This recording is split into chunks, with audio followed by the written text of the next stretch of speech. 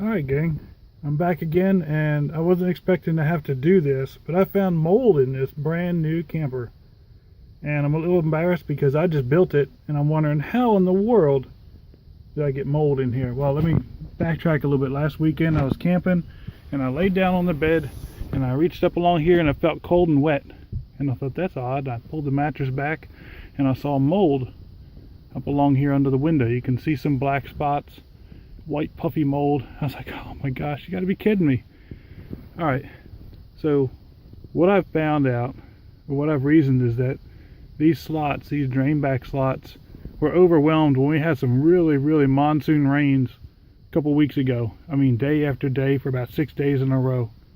I believe they got overwhelmed because the only time I've ever had water leak around the frame and come in from the outside, it ran around, went through between the wall, and it came out underneath on the decking.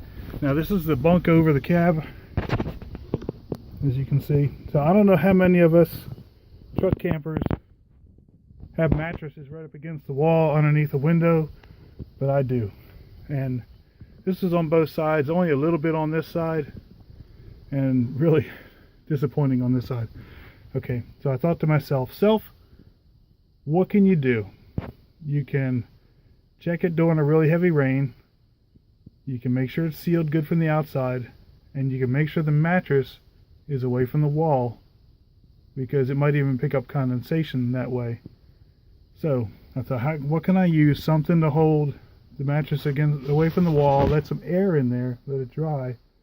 Now I'm looking through Lowe's, and I find these ridge vents. Now I went ahead and cut it in half, but these come with a big plastic thing, 4 feet long, about 14 inches wide. And they're made to nail across the roof ridge. So if you look in the roofing section, you'll find them about $8. And they come with a little pack of nails that you can throw away. You cut this thing with snips, or a really good high-grade pair of scissors. Very thin plastic. It's got some ridges on the bottom, and that's the part that will go against the wall and let the air against the wall. The smooth part will go against the mattress. And I feel like this stuff is made for this, because this will go down in that gap. You can imagine it'll leave a little edge on top, and it'll let air come out away from that wall and from behind the mattress, and let it breathe. This mattress is 54 inches wide. This piece is 48 inches. It's about perfect. So I'm going to pause this and put these in place and show you what it looks like. Okay, the parts are in place. And I noticed a difference on this end. I generally lay with my head and shoulders on this end, so I guess I packed the mattress down a bit, because it doesn't even show on this side so much. You can see the top of it, and it'll breathe. It'll get some air in there. At least the mattress isn't right up against the wall. The mattress is cloth and filled and that sort of thing. I'm making shadows, I'm sorry.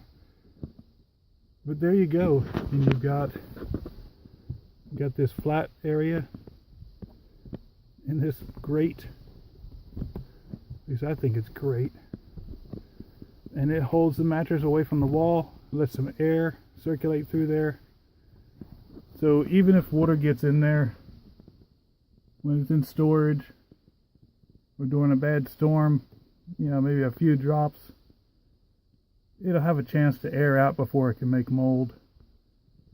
So it may not stop the water, and I always make sure those drains are clear. But sometimes if the water just hammers against the window, it's going to get in. So there you have it. There's a cheap idea. $8. Hopefully I've stopped my mold. So maybe you can use it. Happy camping.